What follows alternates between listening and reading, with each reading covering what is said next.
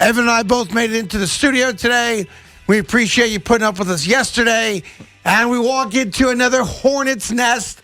What else would it be? It's New York. Good afternoon, Evan. How are you? Oh, I'm fantastic. So happy to be here, that's for sure. Yeah, listen, yesterday sucked. That's the way it goes sometimes. Technology failed you after 3 years of doing Saturdays without a problem. Right. You know, the first and only time we were ever going to possibly do a show not sitting next to one another. Yeah. Your computer decides to crap out. And kudos to our staff here.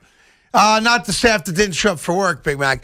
The staff that spent hours on the phone yesterday, our IT staff and our engineers for trying to help Evan out. They did a hell of a job. And it turned out it was Evan's fault, no one else's. Wow. So that's just the way it goes. Is that really what we're going to declare it as? That's the way it goes. It was my fault?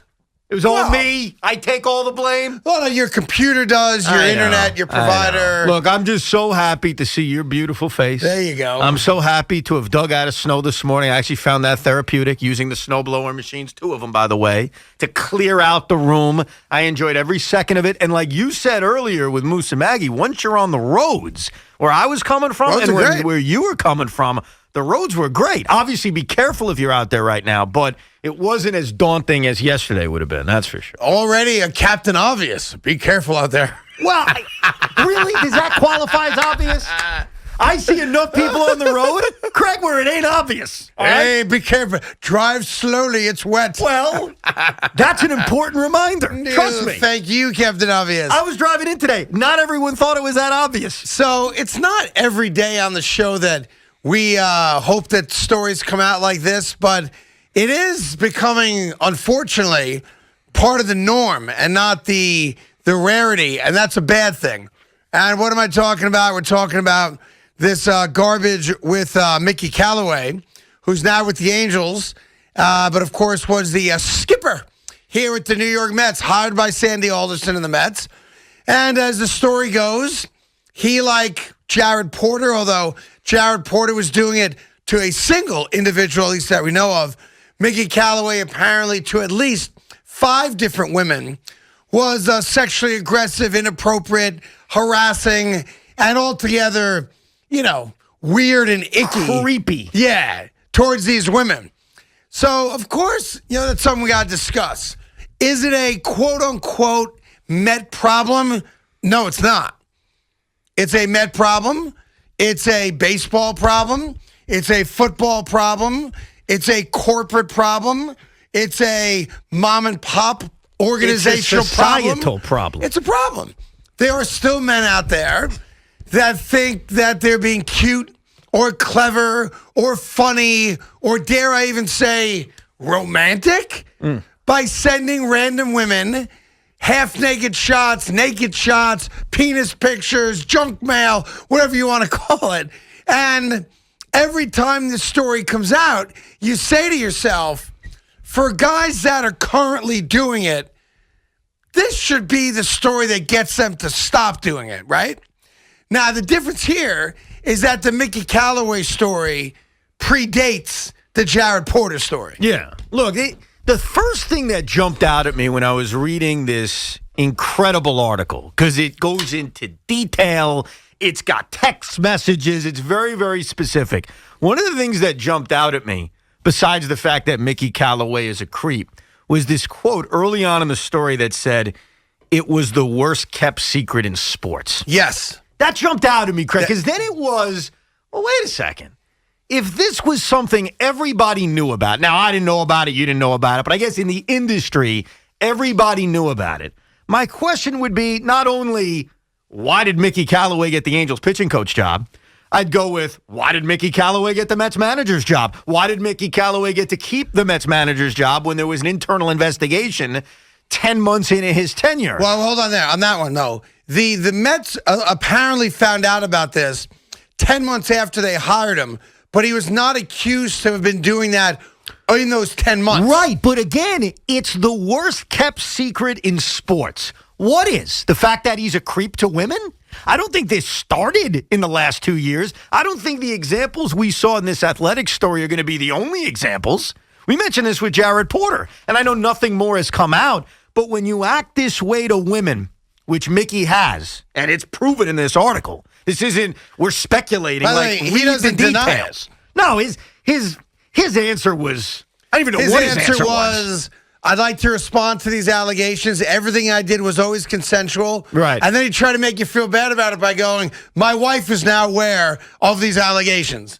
Okay. Yeah, it didn't make me feel bad. She should be. Was your wife aware that you sent topless photos of yourself? Was your wife aware you told random women you thought they looked good drunk on tequila? Right. Was your wife aware you invited a woman, allegedly, to a concert? And on and on and on. Was your wife aware that you were going to share Met State secrets? Right.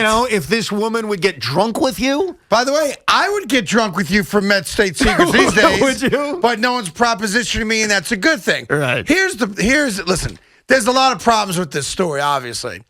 I don't think it's fair, though, to make this a Mets story. No, the Mets are I don't think it's a Mets story. The Mets are a part of it, just like they're a part of the Jared Porter story.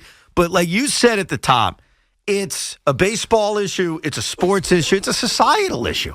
And hopefully what this wakes up people to do is that when you hire people for jobs, it isn't just squarely, are you qualified to be a manager, are you qualified to be a pitching coach, but to ask more questions and look into someone's past. I mean, That's it alarms me to the hear. problem with it. That's an easy out. What do you mean? To me, it's very easy to stop and say, I know the big thing was, that Sandy Alderson did not interview or talk to any women prior to hiring Jared Porter.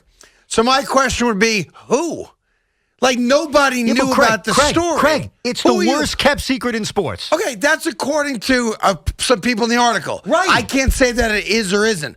What I'm saying, though, is moving forward, apparently every time you make a hire now, you have to include men, women, white, Hispanic, African American, and run the gamut so that you've covered every possible angle of a person's life outside of the office before you hire them. And the weird thing about it is Sandy Alderson's being ran through the mill today, and I don't think that's fair. I don't think it's right. I don't know what Sandy Alderson did wrong, because it's easy to make a decision once you know all the facts. Sure. So you want to be an armchair quarterback, you want to be 20/20 hindsight. Yeah, it's very easy to say, not once now, but twice, as an executive with the New York Mets, Sandy Alderson hired a guy that was a sexual predator towards women in the workplace. And you were right about that.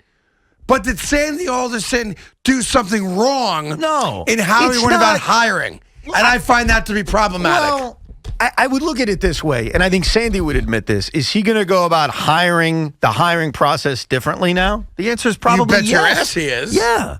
What alarmed me, and you're right, it's not just a Met story, but we are in New York, and there's always going to be a Met focus on it, was something that occurred after Sandy was gone. And that was this internal investigation. You're right. When Sandy's interviewing to find out who the next Met manager should be, and Terry Francona says, Mickey Callaway's great. Sure. And you know what? That's on everybody. Because, again, if it really is the worst kept secret in sports, did Terry Francona have no idea? Did everybody have no idea? And that's the thing. All of us, we went from everybody knew, nobody knew. How'd you not know? Yeah. Even Jared Porter, the Diamondbacks, greatest guy in the world. The Cubs, greatest guy in the world. Guys that we talked to. Are they lying? Greatest guy in the world. But, Craig, are they lying or? I don't think they are lying. So no one knew then? I think there's two things going on What here. happened then? I think one thing is people didn't know. Mm-hmm. And I think that has to be an acceptable answer, that people did not know. And as part of that answer, the people that did know didn't tell anybody. Right. Now, do they bear responsibility? The victims don't. The victim never does. Oh, of course not. But the other people who are referenced in this story who were not victimized by Mickey Callaway, the other people in the Jared Porter story who were not victimized by Jared Porter, do they have a responsibility? And maybe responsibility is the wrong word. Yeah. No, maybe they don't have a responsibility. The victim never does. But the other people that claim he never did it to me, but I was well aware of his reputation. Right. You knew about what he was doing. Yeah, and what bothers me about those people, and I want to be very, very clear about it, not the victims. Mm-hmm. The people that were not victimized, but claim to have known that's what that guy's all about. Those people are in a different box to me. Yeah.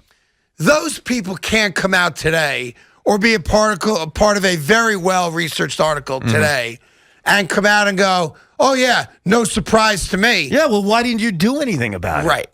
And there's a lot of ways you can answer that. And to me, those people are far worse than anything Sandy Alderson did. Look, Sandy... Or the Mets. Well, the Mets and Sandy are different because there's different kind of timelines to this whole thing. Sandy needs to get better at the process of hiring. I don't know. I'm sorry to say this. No, but Craig, you just admitted it. I think he's going to go about the process differently, right? He's going to go about it differently. So then you agree. I mean, you're agreeing then. I think he has no choice to. I think everyone has to now. Everybody does. It's just Sandy has twice now, not that he should be fired, not that I put all this blame on him, because it's a societal thing, and there's lots of other people who have hired people who are now going to have to go about that process very differently. But yeah, I think the process of hiring people has to have a different look moving forward. It's not just, are you qualified for this job? It's, hey, let's make sure this is someone worth leading our organization. Yeah. Let's background check the heck out of this person. And I'll do you one better. Because if everyone's going to come out now and there's going to be this really sanctimonious, holier-than-thou kind of attitude about stuff, if you decided to actually look in to how many people currently involved in sports, players, executives, etc., over the last 25 years, did something inappropriate towards a woman, you wouldn't have professional sports leagues. Man, especially when you go back years and years. You wouldn't. Yeah. You wouldn't. We've got to change that. That's a part of advancing that as a society. Sure. I mean, because reading this story and reading the specific details from victims, just as a human, as a man, but as a human, it made me sick. It made me sick thinking about, my wife or my sister or my niece or any woman that ever has to go through this kind of creepy garbage. Because it is creepy garbage. And it's not as simple as go tell somebody you're a victim. You don't know how to handle it sometimes. And just reading the whole thing, I got to tell you, and I know it probably offends 85 to 95% of the people listening. It's disgusting. And by the way, guys like Sandy Alderson can't win, and here's why. Sandy Alderson can do a search for the next general manager, let's say. Or, if Rojas doesn't work out, they're going to have a search for a manager.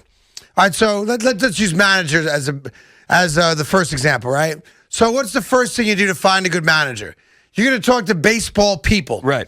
You're going to ask people, what was he like to work with? What's his command of the game? How does he get along with the players? Do veterans respect him? Is he a good teacher to young players? All the things that are important from a baseball standpoint, right? All right. Who else do you talk to?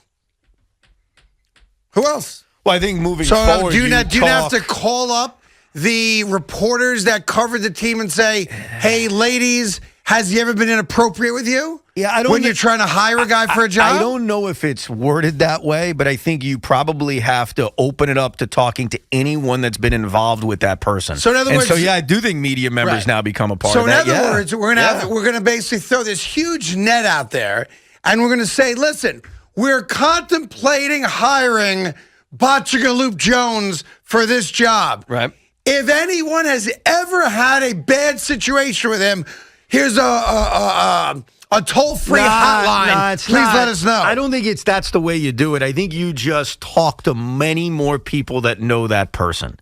And I don't think it's necessarily with a targeted question like, hey, is this person a creep? Because if there's no signs of that, that's an odd thing to ask. There were no signs of it with Jared Porter.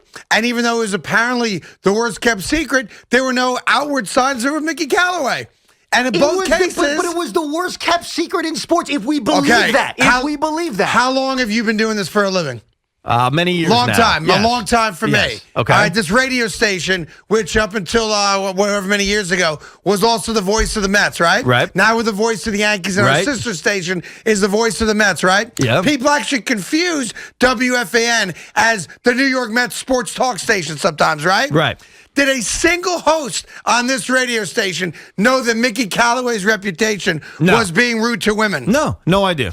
No idea. No idea. No But idea. what does that have to do with it? How in the world could the Mets have known? How should they have known? I'm not talking specifically about So the Mets. we say it's the worst kept secret. To whom? It's quoted as so who knew about it? That's my what question I want to to you. know. Other media members? I don't know. Other people inside the Met organization? So- People inside the Indians organization? Hey, we never do this on this show, but we'll do it today. Did John Heyman know the rumors about him? Did the Weasel, Jeff Passan, know the rumors about him? Did Ken Rosenthal know the rumors about him? Let's go to respected Peter Gammons, respected baseball voices that the American public has accepted. Those guys are in the know. Because I'm not, you're not. Right. We follow our teams. We know what's going on with our teams on the field. And if a guy does something off the field, good or bad, we're aware of it. But we're not, quote unquote, inside baseball guys. Right. So I'd love to know. How about the ESPN Sunday night broadcast Well, I crew? think it's specific local beat writers who probably knew about it. Okay, the guy's been involved with 3 franchises. No, that's why it's not just the Mets. It's not just the Mets. He had the most high-profile job with the Mets, but he was the pitching coach for the Cleveland Indians. He was sitting next to Terry Francona. I think when it said it's the worst-kept secret in sports, yeah, I didn't know, you didn't know, but I think it's references to local media members and people inside the organization. So when you ask, okay, when you're hiring someone now, who are you talking to? Maybe it's more people like that to try to get an idea. Look, it's never going to be perfect. I'm not telling you that you're always going to find a creep, when you're looking for one. It's not perfect. By the way, better that you don't find out a guy's a creep and you hire a good guy. Well, the hope is he's a good guy. That's the hope. But the thing that jumped out at me, too, was when the Mets did their internal investigation 10 months in, what did they find, and why did he keep his job? That's a big... And Sandy has nothing to do with that. Sandy's gone. Yep. Sandy was dealing with cancer. He wasn't around. So here's what the one reporter from New York, or one of the New York-based reporters, they gave her a fake name to protect her identity, Right. said, who detailed her experience with Callaway. She wondered how multiple teams could have not known about Callaway's reputation given the story circulating amongst women in the industry. Now, I want to be clear again. The victim has no responsibility to ever say boo, and sometimes it's very, very hard for victims to speak about things to anyone, let alone go public with it. And a lot of times it can be career suicide, and it's certainly thought of being career suicide. So the question is, for all the other people, women and men, who apparently were quote-unquote in the know about Mickey Callaway, where were you? And I'll give you an example of what I mean by that. I was, I got to be delicate about this. When the stuff came out about Jared Porter, I was made aware through a friend that there is a private Facebook group amongst female reporters, news and sports, not just sports, and women that work in for different broadcast television stations, some on the air, some off the air. And it's a private Facebook group amongst these women to share their stories and to just support each other. And because I was viewed as a friendly voice towards the issue of what happened to the reporter who's dealing with Jared Porter, I was introduced to some folks in the group just so I could hear firsthand what their experience were. And I'm not going to reveal who these people are, obviously, but it's sickening. It's gross. And they've now become empowered to help each other by sharing their stories with each other. And those women no longer put up with it. And those women have gotten past whatever the issues were. Some have also left the industry, sadly. But I always wondered, if I became aware that someone was doing something like that negatively towards a colleague, someone I respected in the industry, and I saw it, or I knew about it. What would you do? Yeah. What should you do? And I don't know the answer to it. I mean, I would like to think that I would do something, say something, pick up the phone, reach out to the team, reach out to, I don't know. I'm trying. I think that's the answer. I'm saying this out loud, as I'm thinking about it. But isn't the answer reaching out to the team? Yeah, I think so. And then hopefully the team does something about it. Because there's no guarantee that's going to happen. And if can you do it without, obviously giving up the confidence of the victim who's brave Right. enough to share the story with you, and that's the most important That's a thing, weird keeping spot, that too. confidence. Yeah. like we are very fortunate in New York that we have amazing, well thought of, female journalists. Yeah. Some of the best journalists on the planet who happen to be women. And I love the fact that we don't have to think of them as, oh, that's a great female reporter. That's just a great reporter. Absolutely. And that's why I'm not going to use their names because I think it diminishes who they are and what they do. But we have some fantastic broadcasters and journalists here in New York.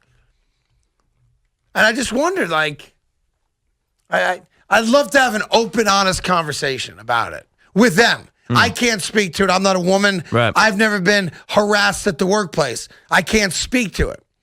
But there's apparently women who thought this Mickey Callaway story was the worst kept secret, and he worked for 3 different franchises. And he's still employed in this moment. Like Well, the the Angels Angels have now. Here, I should take the Angels. They haven't fired him yet. How can they? Well, what do you mean? How can they? They have to do what the Mets do with fired Porter. Jared Porter in what, 6 hours? I think Mickey Callaway's going to be fired. Okay, I'm just saying he hasn't been fired yet. When did the story come out? Last night.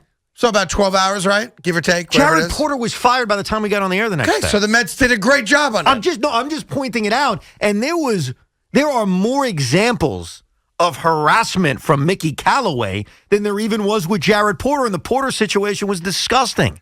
So how does Mickey, you could tell me all day, oh, don't worry, he'll get fired. Why does he still have a job right now? Okay, so then here's the question. The New York Mets knew about the allegations 10 months after they hired him. Mm-hmm. Did the Mets have a responsibility to tell Major League Baseball? I think so. Did the Mets have a responsibility to let the Angels know, Yes. hey, before you sign this guy, just know he's been accused of some and stuff? also, what did the Mets find? And again, this has nothing to do with the current administration. Think about it. Steve Cohen doesn't own the team yet, and Sandy's gone. So we're not even talking about the current Mets. We're talking about, it was even before Brody got the job.